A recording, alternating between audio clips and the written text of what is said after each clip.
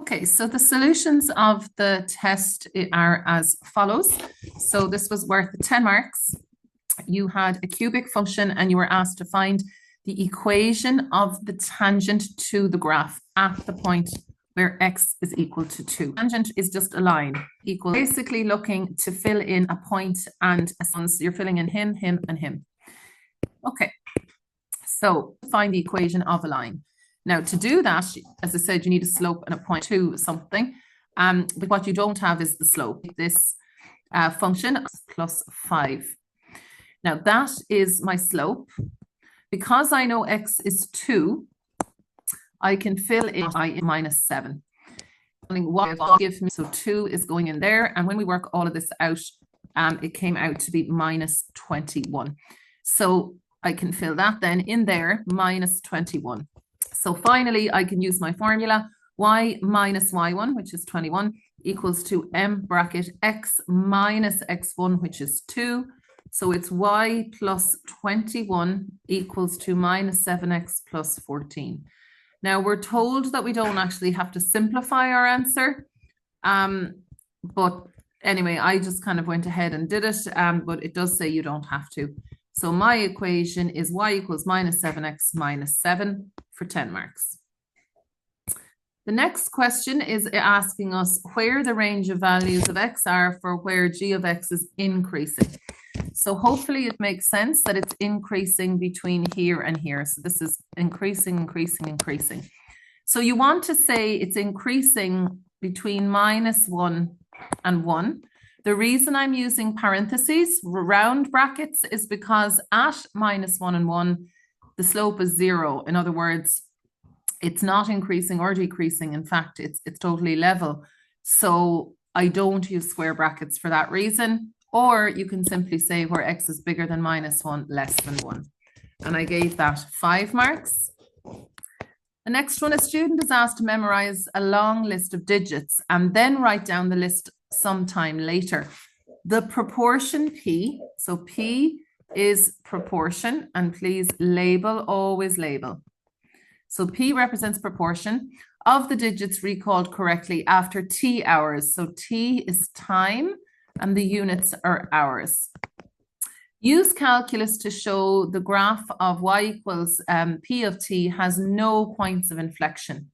Now, a point of inflection is your second derivative, d2y dx squared, and usually we let it equal to 0.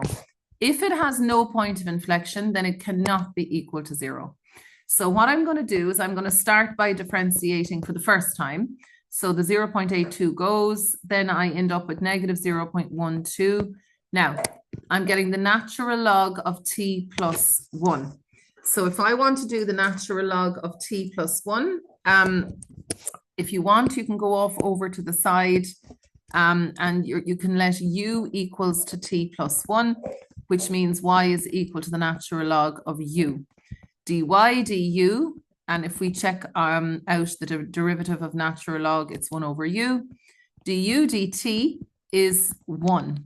So when I piece this together, du dt multiplied by dy du, what ends up happening, of course, is I end up getting dy dt, which is what I want, and it's 1 times 1 over u. Now, 1 over u is really 1 over t plus 1. So back here, I can now fill in what that becomes. So that becomes 1 over t plus 1 into that position.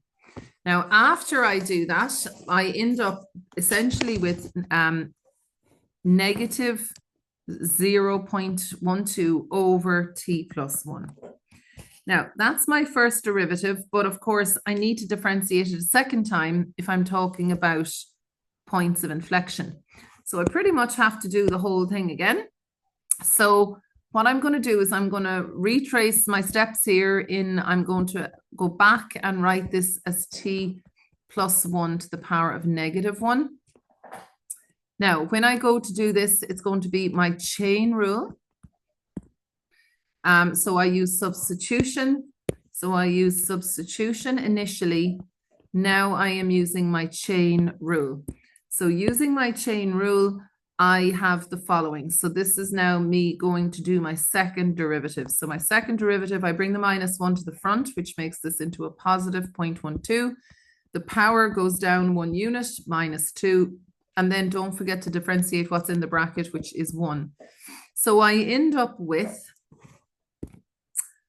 just bracket that off so we don't get confused. So this ends up becoming my second derivative is 0.12 all over t plus 1 to be squared. Now I'm supposed to let this equal to 0 normally, because when I go to get my point of inflection, I let it equal to 0. 0 over 1. And when I cross multiply, I end up getting this statement. So that is going to be 0.